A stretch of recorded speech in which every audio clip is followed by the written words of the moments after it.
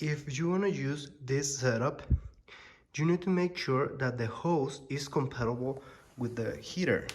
How can you check that?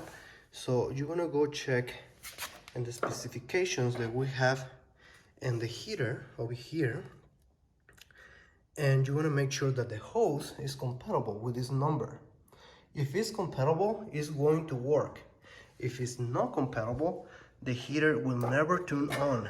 And you need to put this filter, depends of the hose. And in my case, which I didn't know this, I am buying a different hose, which is this one. I just bought an Ace, and it worked perfectly now.